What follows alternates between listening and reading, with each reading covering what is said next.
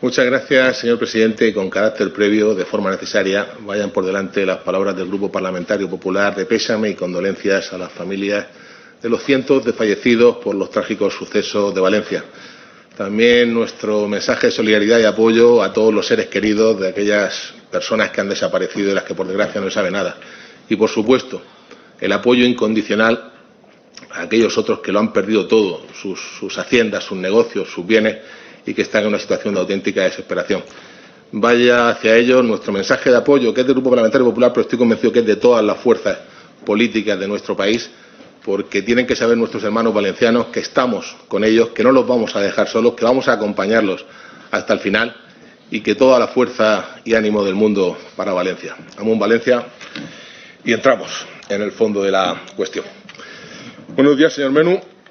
Sea bienvenido al Senado y a esta comisión de investigación. Buenos días, señor. Desde el Grupo Parlamentario Popular le informamos que nuestro único objetivo es conocer la verdad sobre las responsabilidades políticas que se puedan derivar de las investigaciones actualmente en marcha por la UCO y la justicia en relación con el rescate de Air Europa. Por tanto, vaya por delante que usted no está siendo investigado, que nosotros no discutimos en absoluto su presunción de inocencia, pero sí le advierto su obligación legal de decir la verdad en relación con aquellos hechos que usted pudiera conocer. Pues, debo advertirle que antes ya han venido por aquí otros comparecientes que entraron a esta sala igual que usted y al día siguiente su situación procesal cambió de forma muy negativa para los mismos, por lo que mintieron o por lo que callaron. Y entrando ya en materia, señor Menú, tengo que empezar por preguntarle en relación con su vinculación contractual con Globalia. Ha dicho usted que terminó a comienzos de 2020. Sin embargo, le digo, según consta en su LinkedIn, usted fue director corporativo de Globalia de enero del 17 a febrero del 21 y que en febrero del 21 pasa a director de desarrollo comercial corporativo de Aboris, empresa dentro del mismo grupo, en donde está hasta febrero del 23, donde ya salta a Jumbo Tours. ¿Es correcto? Lo que no es correcto es que en el mes de abril entré en el ERTE al 100%, por lo tanto, a pesar de que mi vinculación contractual por las características del ERTE seguía ligado a la empresa, mis funciones cotidianas y mi presencia en la compañía habían desaparecido. Hasta abril de 2020. Exactamente. Correcto. Si mal no recuerdo, perdóneme la fecha, debe estar mi contrato del ERTE muy bien fijado en la fecha que dejé de ir a la oficina. Estaba usted dentro de lo que se consideraba el núcleo de dirección importante de la compañía. De hecho, la web preferente, septiembre del 17, lo situaba usted como uno de los dos ejecutivos más ascendentes dentro de la corporación e incluso Forbes, en septiembre del 20, lo califica usted como uno de los 10 principales ejecutivos de la compañía en las áreas que usted ha dicho, desarrollo internacional de negocio e innovación. ¿Es todo esto correcto? Participaba del comité de dirección integrado por 10 personas, como usted dice, señoría. Muy bien. En virtud de esas responsabilidades, del trabajo que usted desempeñaba, lo ha reconocido. Usted tenía una relación personal cercana con Hidalgo. Ha dicho usted que incluso que lo consideraba su amigo. En ámbitos empresariales así se conoce de forma general esos viajes que hacían juntos, al más alto nivel, autoridades mexicanas, en Brasil con Jair Bolsonaro. En México no he estado nunca con el señor Hidalgo, perdone. Pero en Brasil con Jair Bolsonaro sí, y en Nicaragua con el comandante Daniel Ortega también. Sí, con muchos otros presidentes. Bien, en relación de esa cercanía, ¿sigue usted teniendo contacto con el señor Hidalgo? No el que tenía antes. ¿Sabe usted ahora mismo dónde está él? No, lo desconozco. Pero hablan, ¿cuándo fue la última vez que hablaron ustedes? En agosto, señoría. En agosto. En el mes de agosto. ¿Y sabía usted dónde estaba en agosto? Sí, me lo encontré en la Argentina, donde yo estaba pasando mis vacaciones con mi familia. ¿Y él le dijo que estaba allí trabajando, residiendo, de vacaciones? ¿Cómo estaba él allí? No, creo que estaba en un breve viaje de vacaciones, era el mes de agosto. Bien, bien. Pero sí, Argentina es muy grande, imagino que contactaron ustedes para verse, no fue un encuentro casual. No, como le he dicho a otro senador, me he considerado y me considero su amigo y coincidiendo en un mismo país casualmente, pues nos hemos encontrado. Muy bien, gracias, señor. Por favor, señoría. Vamos a ver, ¿cuál fue su papel en la firma del contrato 17 de septiembre del 19? Estaba usted en ejercicio de sus funciones, área internacional, por el cual Globalia le encomienda al señor Víctor Aldama la recuperación de los 200 millones de euros que le debe el gobierno de Venezuela. Ninguna, yo no lo conocía al señor Aldama en esa época, lo conocí mucho más entrado el 2019. Y estamos hablando de septiembre del 19. Perdón, te entendí enero del 19. ¿Es septiembre del 19? Septiembre del 19, sí, ya creo haberlo conocido al señor Aldama en las oficinas de Globalia. ¿Usted lo conoció en las oficinas de Globalia? ¿Quién se lo presentó? Creo que nadie, él mismo se presentó como asesor a algunos de los directores que trabajábamos en el comité de dirección. ¿Y sabe usted en base a qué motivos o a qué méritos se contrató al señor Aldama para negociar esta deuda con Venezuela? No sé si lo contrataron para la deuda de Venezuela. La primera información que a mí me consta era que habían realizado un viaje a México para una potencial ruta aérea, lo cual a mí no me cayó nada bien porque era parte de mis funciones como empleado permanente de la compañía, y el enterarme que había asesores nuevos en esta potencial ruta de México, pues en las oficinas de Globalia con el señor Aldama se hablaba de sus buenas relaciones con el gobierno venezolano. Él lo comentaba, que él tenía acceso a las altas instancias del régimen de Maduro. No, en el 2019 yo no recuerdo que él mencionara a ningún gobierno en particular, y sí a sus buenas relaciones. ¿Y con usted habló alguna vez de esa deuda de los 200 millones de euros?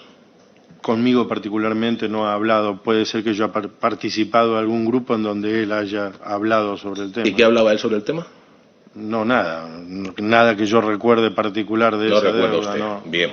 Oiga, y cuéntenos, ¿cómo es posible que lo contrataran ustedes en septiembre del 19, pero desde 10 meses antes ahí consta una carta del ministro venezolano de Economía, Simón Cerpa, en la que les dice a ustedes: oiga, les proponemos pagar los 200 millones de euros en combustible, en repostaje de los aviones de Air Europa cuando aterricen en Venezuela, tal y como lo hemos dicho al señor Hidalgo padre y al señor Aldama, su representante, desde 10 meses antes, y el contrato es de 10 meses después? ¿Cómo se explica esto? ¿Estaba usted allí, al pie del cañón? No estaba allí, y desconozco las vicisitudes que usted me comenta de potenciales pagos de Venezuela. La parte financiera o cobro de deudas, como se imaginarán, no está en el área de desarrollo de negocio internacional. Y no se acuerda usted de nada de lo que oía en esas reuniones sobre este asunto, ¿verdad? No, es que yo no participaba de esas reuniones. Ha dicho usted que estaba presente en esa reunión, ahora no participa. Comité de dirección, no del señor Hidalgo, lo que usted comenta del señor Hidalgo que haya comentado, ahí no estuve. ¿Usted no se acuerda de nada de lo que se habló en el comité de dirección sobre la deuda de los 200 millones? En el comité de dirección no se ha hablado de la deuda. Vaya, 200 millones y no se habla nada. Muy bien. Díganos, el señor Aldama, cuando usted hablaba con él o participaba usted de esas reuniones en las que usted no se acuerda de nada, ¿se hablaba de las buenas relaciones del señor Aldama con el Partido Socialista, con el señor Sánchez, con el señor Ábalos, con el señor Coldo? ¿Ha hablado usted alguna vez esas conversaciones por referencias? Nunca mencionó a ningún nombre en particular el señor Aldama que yo recuerde del gobierno. ¿Cómo definiría usted la relación entre Aldama y Javier Hidalgo? Correcta. Javier es una persona muy particular, muy seca para sus relaciones. No podría calificarla más que... Pues oiga, para normal. ser correcta, parece que la confianza entre ellos no es que fuera mucha, sino que era máxima, porque le encomendaron ustedes nada menos que la gestión del cobro de los 200 millones de euros que les debía Venezuela y la gestión del rescate con el gobierno de España por 615 millones de euros, 815 millones de euros.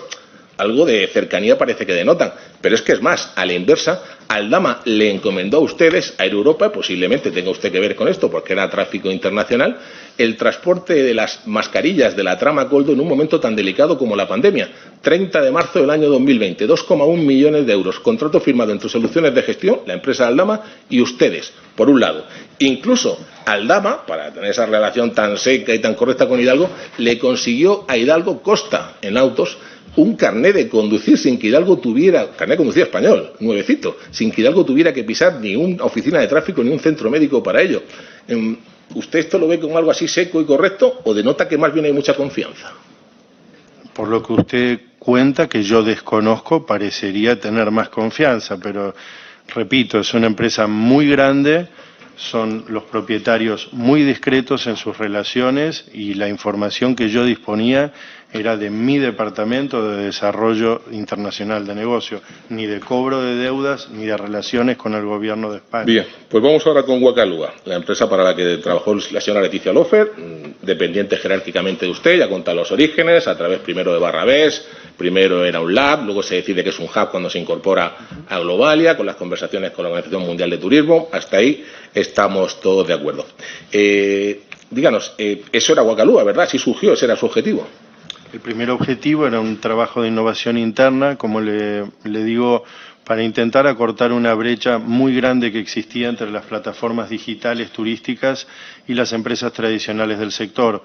La idea de Javier, recién llegado a la dirección general del grupo, era poder invertir en innovación para poder acercarnos a las empresas grandes tecnológicas de turismo. Bien. ¿Y considera usted que la de Wacalúa fue una experiencia de éxito?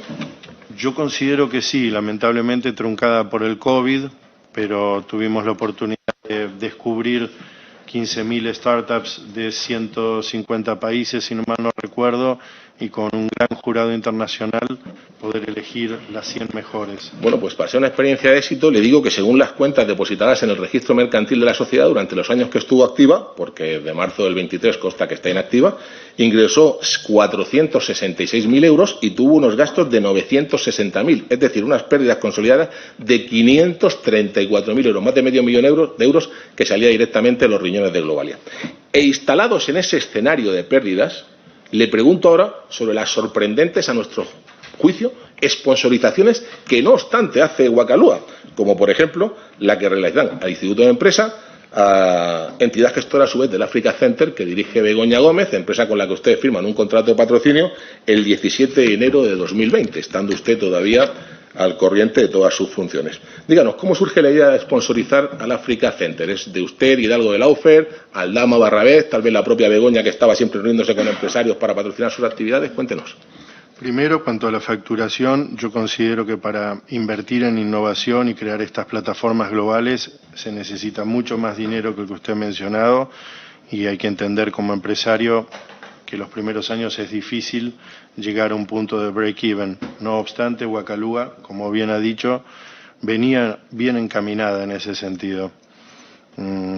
Considero que ha sido un éxito, truncado por el COVID, y si no recuerdo la segunda parte, perdón, de su pregunta. ¿Quién tuvo la idea de sponsorizar al Africa Center a través de No fue nuestra idea. El Instituto de Empresas, su patronato, que colaboraban con la Organización Mundial de Turismo como partners, como tantos otros, nos ofreció su propia plataforma de innovación de startups en África, que consideramos que era muy positivo, porque no teníamos nosotros cubierta. ¿Quién dirigía el Instituto de Empresa en ese momento cuando le hizo el ofrecimiento? Yo creo que el señor Juanjo Güemes. Muy bien, perfecto. ¿Quién llevó a cabo las negociaciones del patrocinio entre ustedes y el Africa Center? ¿Qué personas intervinieron para la firma de ese contrato? El contrato constaba de un patrocinio de 10 billetes de avión, si mal no recuerdo, para el uso de la relación entre las startups. No ha sido esa la pregunta. Le estoy preguntando quiénes intervinieron en la negociación de ese contrato y posteriormente quiénes lo firmaron. Primero Wacalúa, o sea, Leticia y yo, la señora Laufer y yo, con la señora Felicia, y una vez acordada... ¿Felicia qué más? ¿Perdón? ¿Felicia qué más? El Attenberg, creo que se llama, discúlpenme que no bien, recuerdo bien su apellido.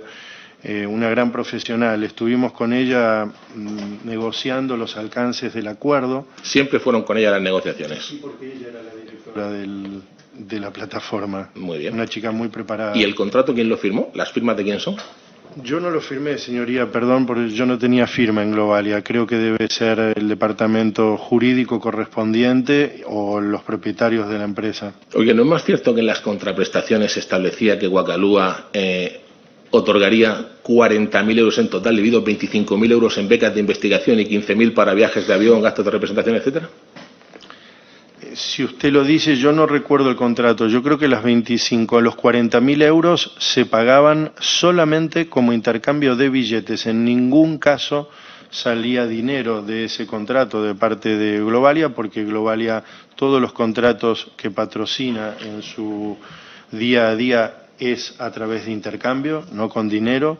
Y si mal no recuerdo, el contrato no se ejecutó por el COVID, por lo tanto quedó totalmente trunco. ¿Y por qué razón se retiró Globalia del mecenazgo, nada más abandonar Begoña Gómez la dirección del Africa Center? ¿Por qué, si era tan buena idea, no continuaron con la misma? Se va Begoña y salen ustedes del mecenazgo. Eso lo desconozco. No sé cuándo se fue la señora Begoña, pero nosotros tratábamos con el Instituto de Empresa, no con la señora Begoña. Bien, pues vamos ahora con la relación de confianza que se generó entre ustedes y la mujer del presidente del gobierno, que en palabras de la señora Lofer, su subordinada, se concretaba en que Javier Hidalgo tenía línea directa con Begoña Gómez, o incluso que entre ellas dos tenían un trato muy cercano. ¿Tenía usted también ese mismo tipo de relación con ella? La señora Gómez es una persona con un trato cercano. Yo en esa época estaba viviendo el nacimiento de mellizos, que perdimos uno con mi señora, y ella se mostró muy cercana. La recuerdo especialmente en un momento doloroso, mandándome, por ejemplo, un mensaje de apoyo en un momento muy difícil de mi vida. Si eso se refiere a que es una persona cercana y empática, pero no mucho más. ¿Ha tenido usted más contactos con Begoña Gómez desde que salió del Grupo Globalia? No, nunca, señoría. Bien. Ha dicho usted antes que estuvo reunido con Begoña Gómez, cree que 4 veces. Le pregunto, ¿estuvo usted en la famosa reunión de San Petersburgo junto con Aldama, Hidalgo y Laufer y la señora Gómez, sin la presencia de los escoltas de la primera dama? En San Petersburgo participamos de una conferencia internacional. En mi mesa estaba sentada la señora Felicia, que era la directora del Africa Center. Al término de la cena me presentó a la señora Gómez como colaboradora, trabajaba con ella, y unos minutos más tarde, junto con otras delegaciones, pasamos al lobby del hotel, en donde conversamos y pude presentarle a Felicia, a la señora Gómez, al señor Hidalgo y a la señora Laufen. Bien. ¿Y estuvo usted también con ella en la reunión, en el viaje a Georgia, al que también fue Aldama? No recuerdo que la señora Gómez participara de ningún viaje. La señora Laufer se ha dicho que estaba la señora Gómez. No. ¿No? Perdóneme, pero creo que es incorrecto. Bien. ¿Y en la presentación de Londres? Tampoco he participado de ese viaje. ¿Y en los 2 encuentros que hubo en IFEMA con ocasión de Fitur 2020? He estado en IFEMA en 2020 y participé, sí, de la visita de la señora Gómez al stand de Huacalúa, en donde hicimos una foto, producto del acuerdo. ¿Y en algunas reuniones telemáticas posteriores ha estado usted alguna vez con ella? No, nunca, señoría. Bueno, ahora le voy a preguntar por una serie de cuestiones que según usted no vivió ya, porque ha dicho que salió en abril de 2020, pero como estaba usted en el comité de dirección, debo preguntarle, a ver qué es lo que conoce sobre las mismas. Vamos a ver. Nos llama mucho la atención que después de varios meses de aparente relajación en la intensidad de los contactos, los mismos se reactivaran con fuerza de cara al verano de 2020. Curiosamente, justo cuando Hidalgo empieza a negociar con el gobierno el rescate de la compañía. ¿Estuvo usted en algunas de las reuniones con las que Begoña fue a Globalia y estaba Javier Hidalgo de fecha 24 de junio o de 16 de julio en las oficinas de Globalia, esta última igualmente con Aldama presente? Sin confirmarle las fechas, puedo confirmarle que sí estuve con los equipos de Huacalúa y del Africa Center, manteniendo una reunión en los despachos de Globalia, y tratamos acerca de todas las startups que habíamos descubierto en los meses anteriores, que era el producto de nuestra colaboración. Entonces vamos a ver, señor Menú, nos acaba usted de reiterar por activa y por pasiva que desde abril ya no tenía contacto con la empresa, pero en el mes de julio sí estaba reuniéndose con Begoña Gómez y con el comité de dirección en Globalia. Claro, a pesar de estar en el ERTE, siguiendo siendo empleado, cuando te convocan para una reunión particular. Por tanto, no se desvinculó usted en abril, siguió trabajando cuando se le pedía que trabajara. Bien. Sí. ¿Y en la videoconferencia que tuvieron Hidalgo y Begoña el 24 de julio? No, señoría, no. ¿Ha estado usted en alguna reunión junto con Barrabés y Begoña? No, señoría. Pues mire, fueron varias las reuniones entre Hidalgo, Begoña, Aldama, también estaba Barrabés.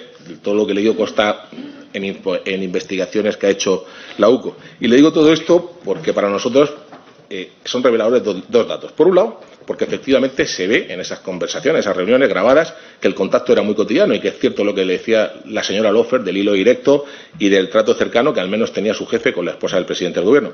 Y por otro, porque nos llama mucho la atención el que, una vez ya acordados entre finales del 19 y principios de 2020 los patrocinios de Huacalúa y las actividades del Africa Center, de repente se reactivaran de nuevo las reuniones entre ustedes justo al comienzo del verano de 2020, casualidades de la vida, cuando se comienza a tratar del rescate de Globalia. Y yo le pregunto, porque esto es una cuestión que a nosotros nos llama mucho la atención. ¿Qué pintaba Aldama en todos esos encuentros con Begoña Gómez, con la que se supone que ustedes innovaban turísticamente cuando a este señor le habían contratado para que les cobrara una deuda de 200 millones con Venezuela o para que les gestionara el rescate del gobierno de España de 615 millones? ¿No será porque lo que de verdad hacían era requerir de la influencia de la esposa de Sánchez para que su marido acelerara los trámites en estos asuntos? Señoría, que yo recuerde, el señor Aldama no participó en nuestra reunión de Wacalúa y Africa Center para revisar las startups que he mencionado en junio, si usted dice. No participó en la que usted dice que estuvo, porque consta que hubo más. Bien, porque a nosotros, señor Menú, en las demás no he la impresión participado. que nos da a nosotros y a mucha gente es que esto era un quid pro quo. Ustedes le patrocinaban sus actividades a Begoña y ella y sus dos socios, Aldama, Barrabés, lo que hacían era abrirle las puertas del gobierno de España a otros gobiernos amigos, como el de Venezuela, para gestionar sus asuntos. Por cierto, que se lo han preguntado antes, pero le insisto yo, hablando de otros gobiernos amigos como el de Venezuela, en ningún momento, usted llevaba las relaciones internacionales, ¿les comentó ustedes, Aldama, o oyó usted que comentaba en algunas reuniones del Comité de Dirección la visita de la señora Delcy, famosa al aeropuerto de Barajas, en la que estuvieron Ábalos y Aldama recibiéndola? No, señoría, jamás he oído ninguna posición del señor Aldama respecto a ningún viaje de ningún integrante del gobierno de Venezuela. Y no del señor Aldama. ¿Alguien del Comité de Dirección alguna vez comentó, nos ha dicho Aldama que venía Delcy a ver si sacamos adelante lo de los 200 millones? Nunca. Nunca, señoría. Se lo digo porque es que hay conversaciones grabadas y nos llama la atención entre Aldama y Delcy 2 días después de la visita de esta, felicitándose de que todo saliera bien en el viaje y que le pedía a Aldama a Delcy que le trasladara a Maduro que después de que Ábalos, después de lo que había hecho, había que cuidarlo. Sí, esto como muestra de la confianza que había entre ellos. Y claro, si existía esa confianza y ustedes le habían encomendado 200 millones, para nosotros parecería lógico pues que les hubiese dicho algo. Usted dice que no, nosotros no lo ponemos en duda. Sigamos y vamos a centrarnos ahora ya directamente en lo que es el rescate de Air Europa. Cuestión sobre la que queremos dejar clara una cosa. Aquí no estamos discutiendo de si procedía o no el rescate. Aquí lo que estamos hablando es de cómo se gestó el mismo y de las condiciones en que se dio, que es donde nosotros entendemos que es donde están las irregularidades. Insistimos, y se lo digo de verdad con consideración, porque mire usted que los móviles los carga el diablo. ¿En algún encuentro en el que estuvo usted con la señora Gómez se habló del rescate? No, señoría. Muy bien. Sin embargo, lo que es cierto es que tenían ustedes contratado al Aldama, tenían ustedes una iguala, 12.100 euros mensuales desde finales del 19, para que, entre otras cosas, se encargara de la gestión del rescate. Le estuvieron ustedes pagando religiosamente sus mensualidades en abril los primeros 6 meses de forma conjunta, luego en mayo, a finales de mayo día 18 llega la primera ayuda del Gobierno, el aval del ICO de 140 millones, les pagan junio, les pagan julio, les pagan agosto, justo 3 días después de que el Gobierno anunciara en nota de prensa que empezaban las negociaciones para el rescate, y a partir de ahí se produce un parón, un patrón de 3 meses, fruto del enfado de Hidalgo. Y simplemente le digo lo que se trasluce, lo que se ve en las conversaciones que han sido intervenidas. Resuelto finalmente el rescate en fecha 3 de noviembre, por importe de 475 millones de euros que presta la SEPI a través de 2 préstamos, uno participativo de 240 millones y otro ordinario de 235, resulta que ya 3 días después, el día 6, le pagan ustedes a Aldama las 3 últimas mensualidades de la iguala y, muerto el perro, supuestamente se acabó la rabia, porque lo que consta en facturas es que ustedes le pagaron 157.000 euros y que a cambio ustedes se llevaron los 615 millones de euros entre avales y préstamos. ¿Hasta ahí es todo correcto, según lo que usted conoce? Lo desconozco. Como director de Desarrollo Internacional, no estaba yo en el día a día de ningún tipo de préstamo, ni asunto financiero, ni jurídico de la compañía por la propia naturalidad de mi cargo, señoría. Bien, y ahora yo le pregunto, y usted me dice si lo sabe o no, ¿no es más cierto que lo que tenían pactado en Globalia con el señor Aldama era que, aparte de la iguala, tenía una prima de éxito de 4,5 millones de euros si la operación salía bien, y que el señor Aldama se la estuvo requiriendo a ustedes el cobro, y que incluso estuvo negociando con Hidalgo padre el cobrarla en propiedades en la República Dominicana? Lo desconozco, señoría. Jamás se me compartió una información de ese tipo. Bien. ¿Ha estado usted alguna vez en la República Dominicana trabajando para Globalia? No, trabajando no, he estado de vacaciones con mi familia. Por tanto, no ha tenido usted ningún tipo de contacto profesional, ni allí con Aldama, no, ni por supuesto con nadie del gobierno.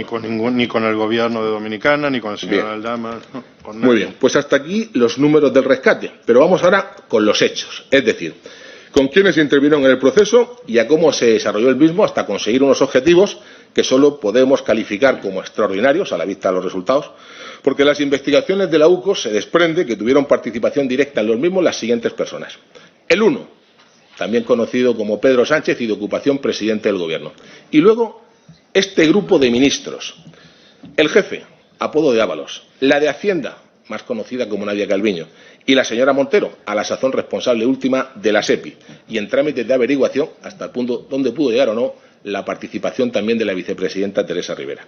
Y junto a esos actores principales del Gobierno que aparecen en las grabaciones, otros secundarios también de lujo, el entonces secretario de Estado de Transportes Pedro Saura, el presidente en funciones de la SEPI Bartolomé Lora y el todopoderoso asesor ministerial Koldo García. Eso en lo que respecta a la parte del Gobierno, que por parte de la empresa ya sabemos que estaban Aldama, Hidalgo y los archiconocidos Ábalos y Koldo, que cobraban de ambos bandos. Quedándonos por despejar la incógnita de doña Begoña.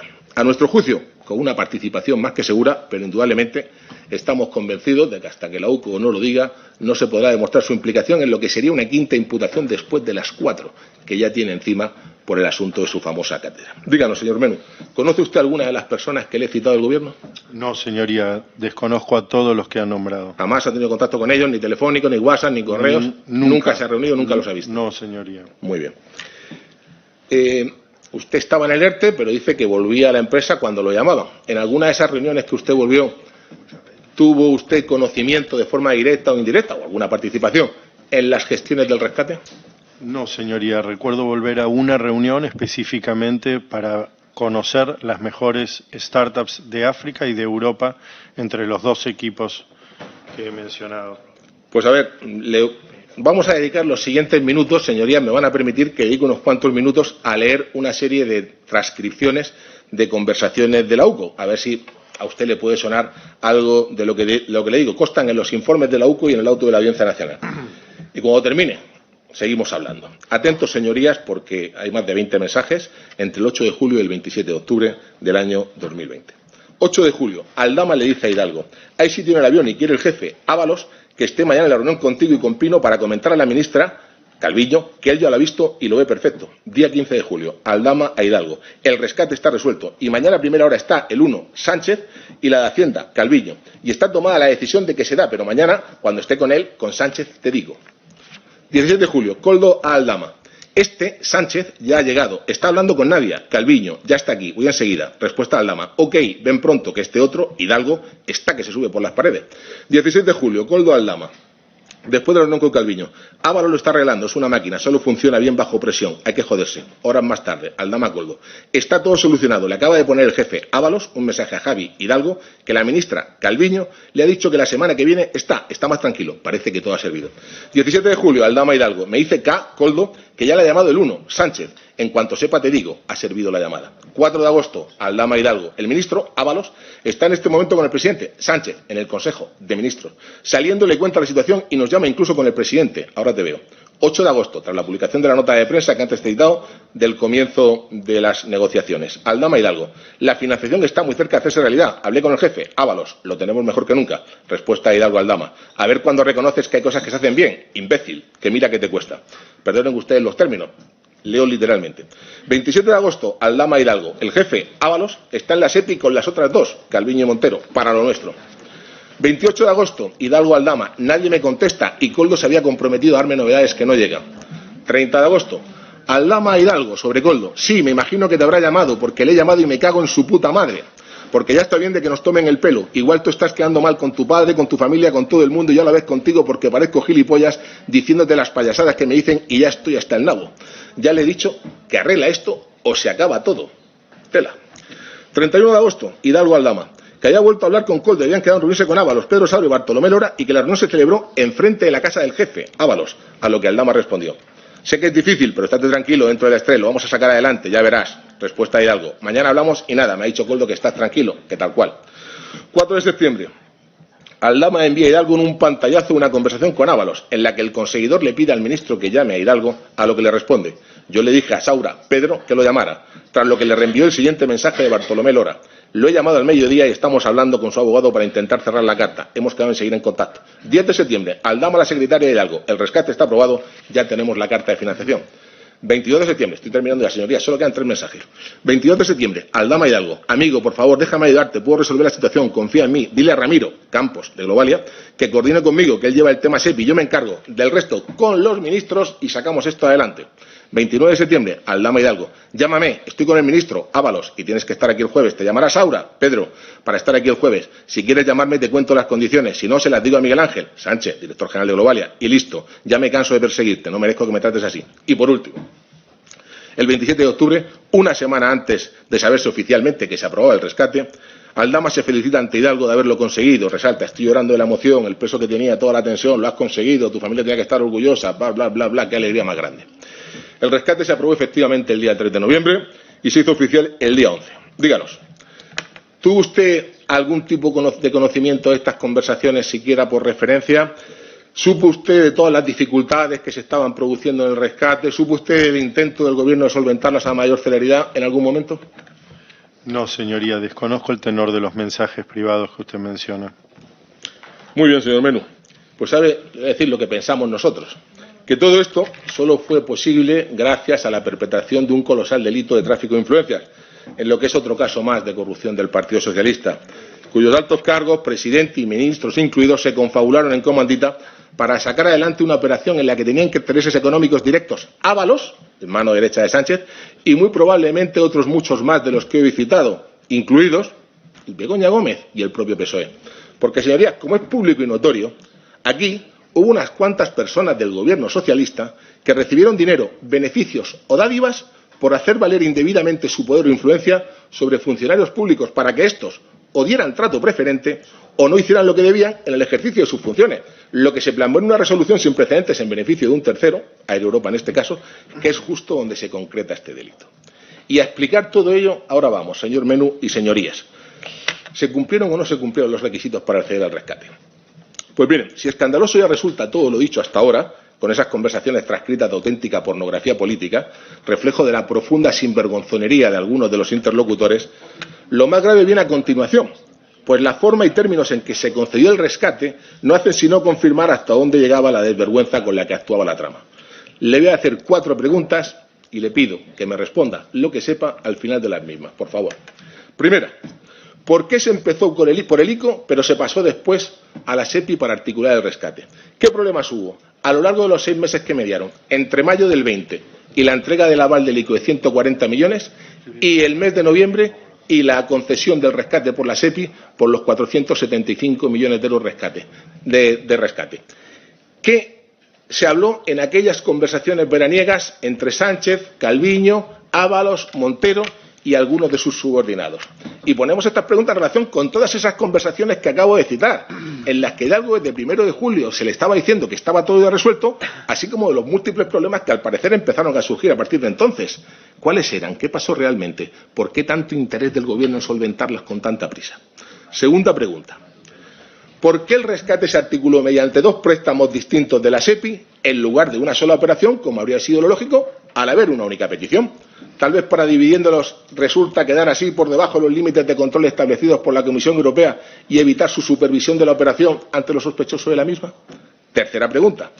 ¿Cómo es posible que si según las normas del Fondo de Rescate los fondos debían entregarse a empresas no financieras, es decir, productivas, en este caso el rescate, la beneficiaria, fue precisamente una sociedad de tipo financiero, Air Europa Holding SLU, propiedad únicamente de Globalia, constituida solo un año antes de la concesión del dinero público, 2019, y que al final de ese ejercicio no tenía ni empleados ni ingresos?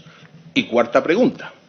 Si para poder ser beneficiarios de los rescates las empresas debían estar al corriente de sus obligaciones fiscales a 31 de diciembre de 2019, ¿cómo es posible que el mismo se concediera cuando consta acreditado que Globalia le adeudaba 5,8 millones de euros a Hacienda por cuotas del IVA impagadas precisamente de Air Europa?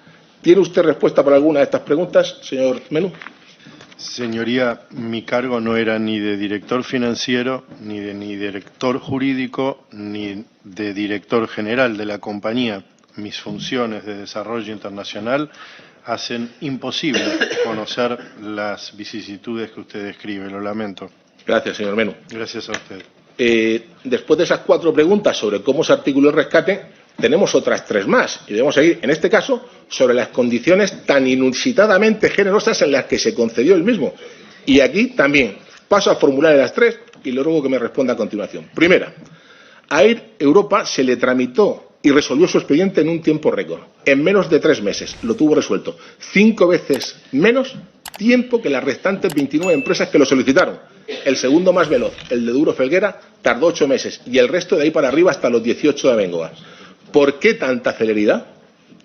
Segunda, el importe de los 475 millones del rescate fue de largo el mayor de los otorgados por el fondo. Nada menos que el 20% de todo lo finalmente concedido, mientras que el 80% sobrante se lo repartieron entre las 29 empresas restantes.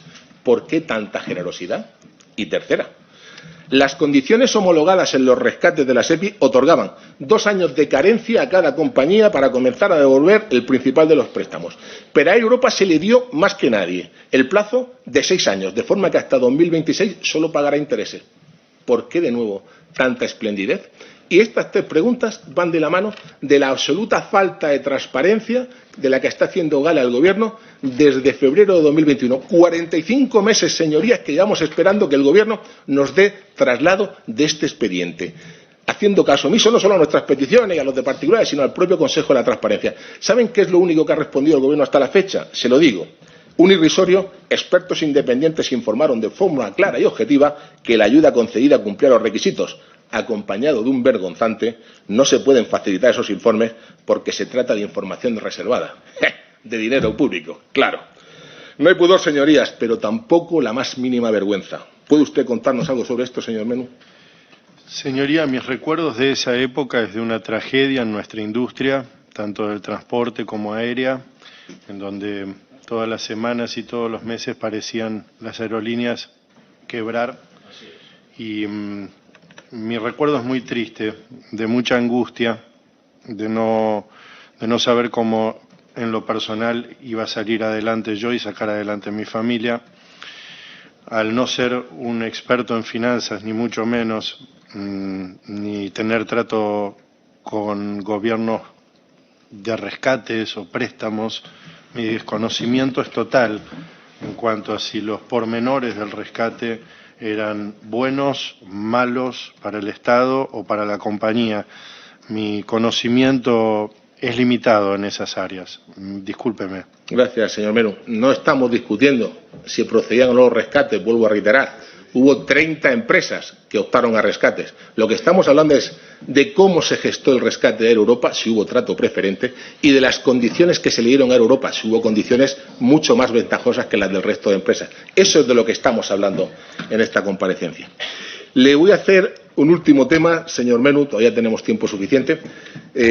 No sé si usted tuvo, por lo que nos ha dicho el ERTE, el 15 de diciembre del año 2021 se firmó un contrato entre la Sociedad Pública Estatal Correos y Aboris, mercantil del Grupo Globalia, por el cual se ponía en marcha la sociedad Correos Cargo, que tenía por objetivo trasladar mercancías entre Latinoamérica, Europa y Asia. Este contrato se caracteriza porque tiene una serie de cláusulas o de condicionantes que nos llaman mucho la atención. Por ejemplo, que los beneficios se distribuyeran de forma variable, pero, cláusulas estas, si había pérdidas las asumía íntegramente Correos, no perdía nunca Globalia. Un contrato que además se formalizó con una adjudicación directa sin que saliera a concurso, que se hace en una época en la que Correos está perdiendo cientos de millones de euros cada año, justo con el señor Serrano, íntimo amigo del presidente Sánchez y su antiguo jefe de gabinete, preside la empresa, y en el que no alcanzamos a comprender cómo se mete en una operación de tanto riesgo que, al igual que en el caso anterior, no sabemos cuántas pérdidas hubo, pero en el foro se habla de decenas de millones de euros. ¿Tuvo usted algo que ver, señor Menú, con esta operación? No, señoría. Cuando entré en Aboris, entré junto con Guacalúa como parte de la venta de las empresas del Grupo Globalia, y mis funciones dentro del Grupo Aboris, una vez más, se referían a la innovación y al desarrollo internacional de negocio. Muchas gracias, señor Menú. Pues en lo que a usted respecta, ha terminado lo que es el interrogatorio que queríamos hacerle. Gracias, señoría.